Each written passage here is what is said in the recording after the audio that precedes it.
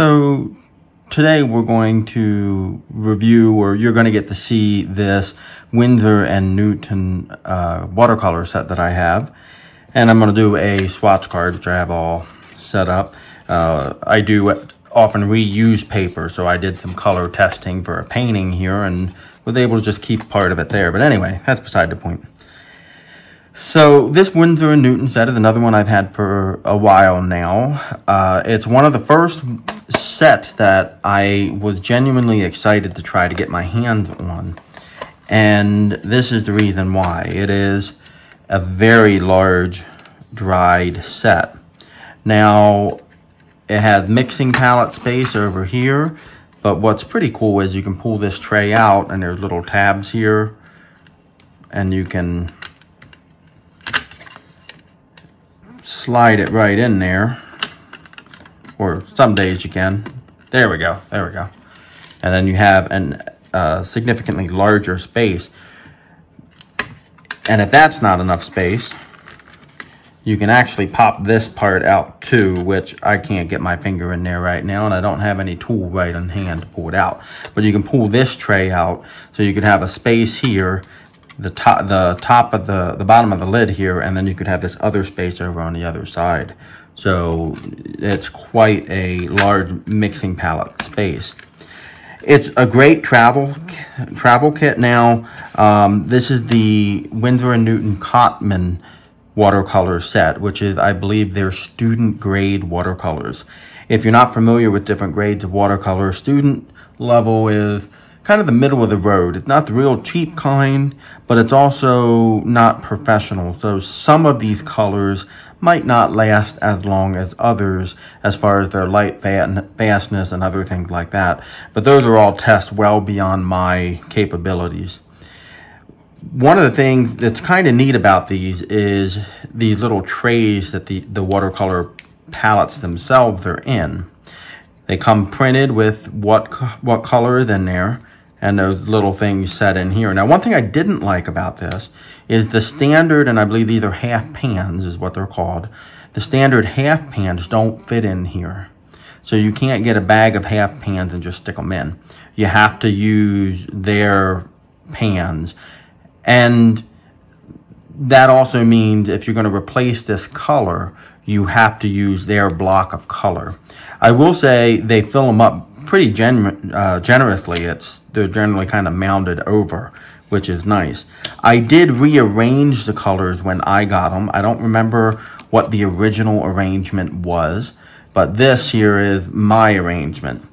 And generally what I try to do when I arrange watercolors is I'm just trying to arrange colors together that I think should be together. Sometimes that works, sometimes it doesn't. Sometimes I end up moving them, sometimes I never touch them. This set, actually, I don't use as much as I thought I was going to use. I got it and used it for a few things, and every once in a while I'll pull it out and play with it. But it's another good travel kit, like my Koi set, except of course this is larger. And both of those sets, the Koi set and this Windsor and Newton set, kind of got replaced by my own palette with my M. Graham watercolors, which I'll do at some other point. I have a travel set for that at this current time, and it may not be the case by the time this video comes out, my daughter has stolen to use for school. Now, I of course have a sponge here, which I like to have when I'm traveling and things of that nature, so that I can clean my brushes. This set does come with a brush, which I have in a cup over by my art desk. So I'm not using that brush today. I don't find the brush to be particularly helpful, in part because their brush is a relatively fine brush. I think it's a number 2 or something like that. And I spend most of my time dealing with larger brushes. So today, for me this evening, I'll be using the number 8 silver. And again, it's just because this is what I'm used to anymore now. This is what I use. And we're going to go ahead and paint these. Now, I may not paint this last one. This last one here is the color that I added. This is a white that I replaced their white with. They just had a regular block of white. I think I have it in a bin somewhere. But this is the M-gram white gouache, or gouache, or however you say it. I don't know how to say it. That's the problem being deaf. But anyway, I replaced it with that because gouache re-wets, it works just like watercolor, but it can sit on top of other colors really well. So that's why I have that there. So let's do some swatching here. Now, I have used these colors before. I do like the Cotman watercolors from Windsor and Newton. I don't have really much bad to say about it. They dry as you would think they should dry. They mix fairly well. So I haven't had any problem. A nice thing about the Windsor and Newton Cotman watercolor sets is they are pretty easy to get a hold of. And that's been more and more important to me out here in Arizona, being out west. I have far fewer selections of art stores to get to. If I have to content myself with big box stores, like things that I can get at Walmart, things I can get at Michael's or Joann Fabrics. And that's fine. I mean, again, you can get some really good things there. And I have painted some very nice pictures with the cheapest watercolors you can find. Things like Rose Art and Crayola. And I've actually really enjoyed them because they're very freeing to work with. But I've been very conscious of being able to find my colors and find my watercolor supplies. So the Cotman sets and even the tubes of Cotman, so the pre-moistened watercolors, they are available at many of those places I just listed without any problem, and that makes them very good in my book. While I may want the best colors possible, I'm also very much a realist. If I can't get a hold of something, I'd rather use something than not.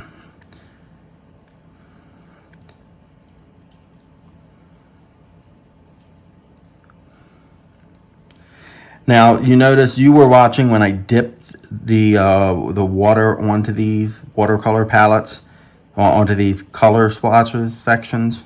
Sorry, on these color wells. And notice how easily they have picked up. I am not scrubbing the brush in to really have to work the paint. I'm able to just pick some up right away. Now, that being said, when you use these, so I just had this conversation with my daughter, who, as I said, has stolen one of my watercolor sets right now for her schoolwork. And I was having a conversation with her on how to use them, and I'm not questioning the teacher here, although anybody who knows me knows I like to question the teachers a lot.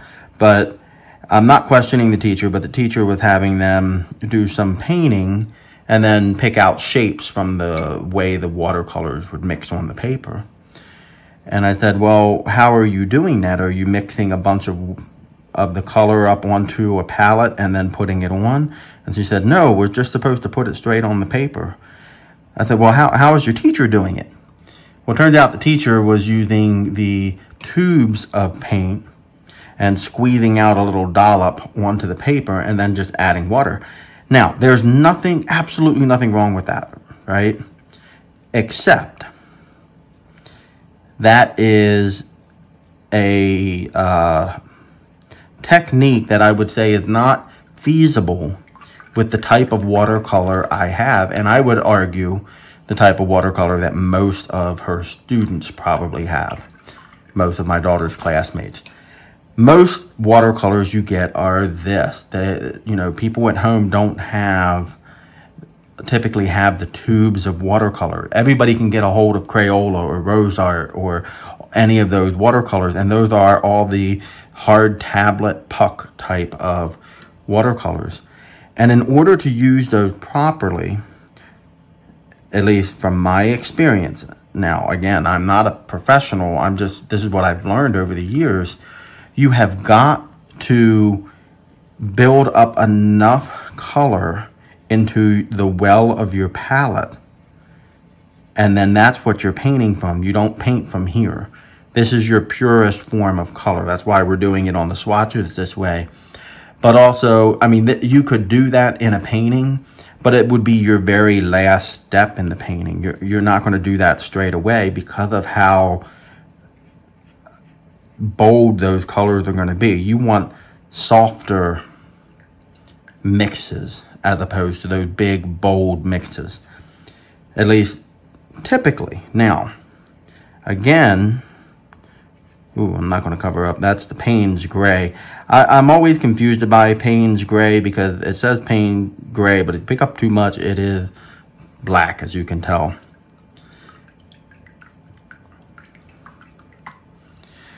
So, in fact, you know, and I'm assuming this video is going to happen probably months after the fact, after my daughter has already done her classes, more than likely.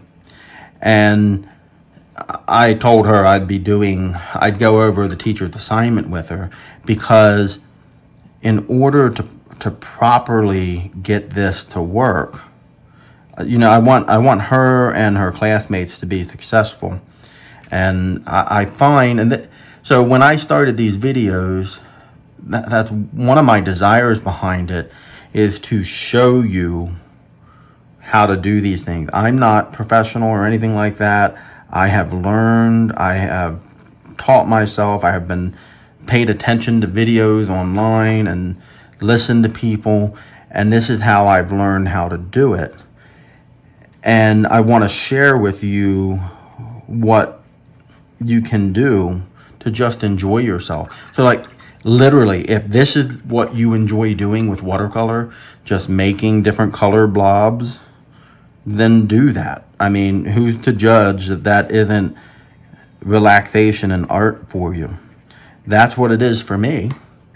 And I love it. And, you know, I find different portions. I finished a different painting earlier today, or yesterday, I should say. I was taking photographs of it today. And, you know, again, as I'm doing it, I'm thinking, boy, I really enjoy doing this. This is a sense of relaxation for me. And I want to share that with you. And so when I talk about something maybe not being quite right or needing to be done a little different, that's what I'm talking about, trying to give advice that is helpful. So if you set up your kids or anybody in a new hobby or a new art form and you only give them one way to do it, you won't always be that successful. All right, so I'm going to go ahead and show you how this white gouache is. So I'm actually just going to paint right over the writing, and you can see right there how much that has covered that over. So as I have been doing, we're going to leave this to dry, and probably tomorrow sometime I'm going to pick it up and I will create a picture. So it'll be a two-part video. This is the color swatching part. I'll show it to you again so you can see what it looks like dry, and then create something out of it. So thanks for joining us. Don't forget to check out my Redbubble shop or contact me for prints or for commissions or anything of that sort. So have a good day, and we'll see you back soon, I hope.